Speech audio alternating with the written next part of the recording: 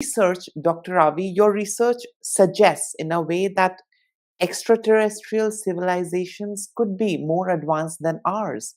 I would want to know what implications does that hold for humanity's understanding, of its place in the universe, Dr. Well, Avi? that's an excellent question, and you know, in 1882, Friedrich Nietzsche, the philosopher, suggested that God is dead, and Oh, he meant by that I think that was Thus Spake Zarathustra. I'm sorry for interrupting. yes, yes, exactly. And I read it Yeah, when I grew up on a farm. I was very interested in philosophy, and I read that wow. statement, and that statement led to a century of modern science and technology, where the human arrogance and hubris flourished. We to a level where Elon Musk would argue we are probably alone. Okay, and what does it mean? It means that humans are the most intelligent beings in the universe. Now, of course, we're developing artificial intelligence AI, which might become more to have more cognitive abilities than our brain, but so far it did. It didn't reach that level. Uh, and that would bring a sense of modesty. But I think that if we find alien intelligence that is superior to us, it will be a shock.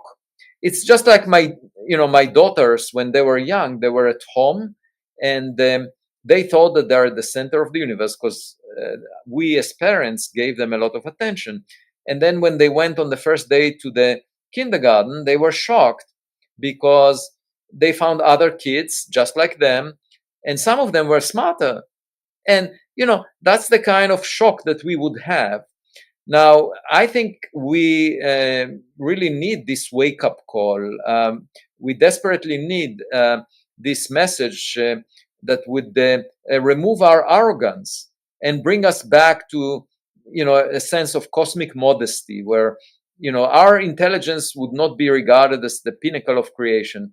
Another way to think about it is we have siblings among the stars in our family, and some of our siblings are more accomplished than we are because they managed to get to us when we never reached them so far.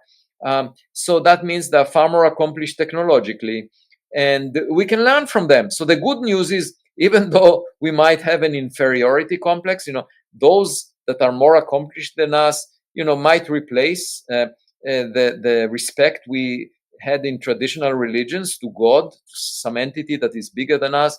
So in the same sense, we would feel a sense of awe when we meet them in the first encounter. It's a blind date. We don't know what to expect, but if they're more accomplished, then we would realize that we should be inspired to do better, and it will just be a better role model than all the role models we find on Earth. And there is also a sense of the possibility of discovering answers to questions, or finding new technologies, new science that we have never been able to develop ourselves as of yet. So we would see what we're missing. We must, our image of the universe is very limited because we don't know what most of the matter and energy in the universe is. 95% is made of substances that we've never seen. We call it dark matter, dark energy, and it's nothing that we encountered here on Earth. And it already shows you that our understanding is very limited. We don't know what happened before the Big Bang. We don't know all kinds of how to unify quantum mechanics and gravity. So we can learn, we can gain new insights. It will be a quantum leap in our knowledge, scientific and technological. And in addition, I think it will change our aspirations. What do we want to accomplish? What's the meaning of life? So a lot of people are depressed, especially now. They think, okay, what's the point? If AI will do my job, what kind of pride do I have in my life? Like, why would I live my life? And people, are getting into a mood of desperation because they just don't feel fulfilled, in the modern time.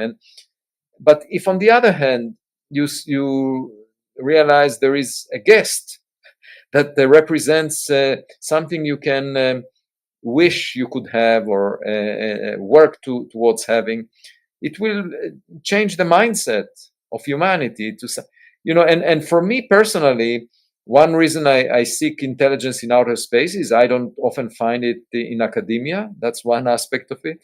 But also because it feels like being in a party where the attendees are misbehaving. When I read the news, people are not, not cooperating. They are engaged in conflicts, harming other people rather than helping them.